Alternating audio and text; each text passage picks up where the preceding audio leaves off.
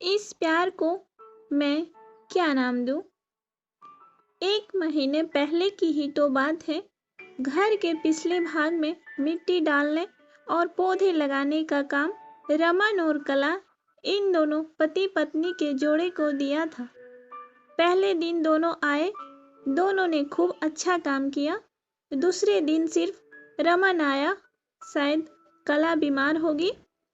उस दिन दोपहर में मेरे साथ खाना खाने के लिए मैंने रमन को बहुत आग्रह किया। कई बार उसे कहा कि मेरे साथ खाना खा लो, लेकिन वह मना ही नहीं।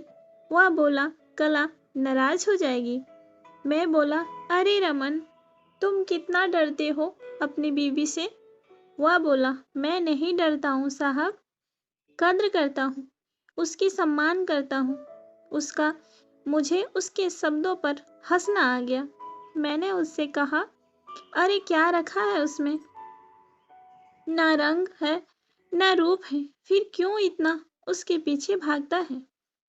वह बोला, कोई फर्क नहीं पड़ता साहब, रंग हो या ना हो, रूप हो या ना हो, लेकिन फिर भी वही मुझे जग में सबसे प्यारी लगती है।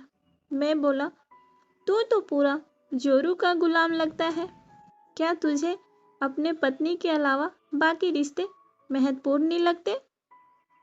उसने शांति से जवाब दिया, देखिए साहब, माँ बाप तो भगवान होते हैं, तो उनकी पूजा करनी चाहिए। भाई बहन का रिश्ता तो जन्मजात होता है और दोस्ती का नाता तो सिर्फ काम या मतलब के लिए होता है और बाकी सारे संबंधी मतलब के लिए ही होते हैं।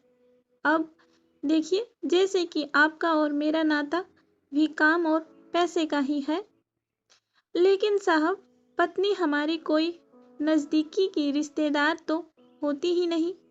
फिर भी वह अपने सारे संबंधों को छोड़कर हमेशा के लिए हमारी हो जाती है और हमारे हर सुख दुख में, हर दिन रात, हर ऋतु में हमारा साथ देती है। आप मानो या ना मानो, पत्नी सिर्फ एक रिश्ता ही नहीं है, वो कई रिश्तों का भंडार है। जब वह हमारी हर इच्छा पूरी करती है, हमारी देखभाल करती है, हमको लड़ाती है, तब वह किसी माँ की भूमिका निभाती रहती है। जब वह हमें अपने वर्तमान परिस्थिति की समझ देती है और जब हम अपनी कमाई उसके हाथों में लाकर देते हैं, तब हमें विश्वास होता है कि वह उसका सही इस्तेमाल करेगी और हमारे साथ कुछ बुरा नहीं होने देगी। तब वह बाप की भूमिका निभाती होती है, जब हमारे बारे में चिंतित होती है और जब वह हमें हमारी गलतियों को बताकर उसे सुधारने का मौका देती है, तब वह किसी बहन की भूमिका में होती है। जब वह हमें अपनी नई नई इच्छाएं बताती है, हमसे किसी चीज की मांग करती है, नखरे करती है, रूठती है, जिद करती है, तब वह किसी बेटी जैसी होती है। जब वह हमें कुछ नया सिखाती है, हमसे झगड़ती है, तब वह किसी दोस्त की तरह होती है। जब वह हमारे घर की और हमारे रिश्तेदारों की सबकी जिम्मेदारी अपने सिर पर उठाती है, तब वह मालकिन होती है।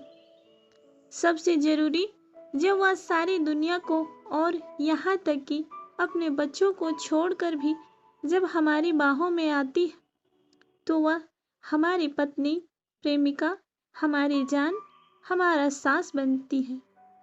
अब आप ही बताइए साहब, अगर मैं उसकी इज्जत करता हूँ, उसकी कद्र करता हूँ, तो क्या मैं कोई गलत काम करता हूँ? और वैसे भी पत्नी सिर्फ अपने पति के लिए अपना घर छोड़कर अनजाने घर आती है और बाकी के रिश्ते तो परिस्थितियों के हिसाब से निभा जाती है। देखिए साहब, मैं ज़्यादा पढ़ा लिखा तो नहीं हूँ, लेकिन ज़िंदगी ने मुझे इतना ज़रूर सिखाया है कि रिश्तों का मतलब एक दूसरे की कमियों को पूरा करना होता है। नहीं तो अगर आप बिना कमियों वाले किसी इंसान को ढूंढने बैठोगे तो जिंदगी भर अकेले रह जाओगे। देखिए साहब, बीवी अगर धरती बनकर इतना बोझ उठा सकती है तो अपनी तपस्या की अग्नि में तप सकती है, तो पति को भी शांत और उतना ही बड़ा विशाल आसमान की तरह बनना पड़ेगा, जो उसे समय समय पर प्यार की बारिश से भिगोता रहे। ठीक है साहब, बहुत देर हो गई है, मैं जाता हूँ, कहकर रमन वहां से जाने लगा और मैं उसको पीछे से जाते हुए देखता रहा। आज इस छोटी सी मजदूर करने वाले आम इंसान ने मुझे बहुत बड़ा उपदेश देने वाला गुरु नजर आ रहा था। उसकी वो बात की पत्नी कैसी भी हो, उसको मान देना, उसकी इज्जत करना, देखभाल करना हर विवाहित पुरुष का प्रथम कर्तव्य होता है। और ये गुरु ज्ञान मुझे जीवन भर याद रहा। उम्मीद है फ्रेंड्स, ये कहानी आप लोगों को दिल छू गया हो, अपने जीवन साथी का स्थान और भी ज़्यादा मजबूत कर दिया होगा। दोस्तों, हमारे जीवन में हर रिश्ते का एक अलग महत्व होता है, हर रिश्ते के लिए एक अलग स्थान होता है, हर रिश्ते का एक मतलब होता है और हर एक रिश्ते का एक सफर भी होता है।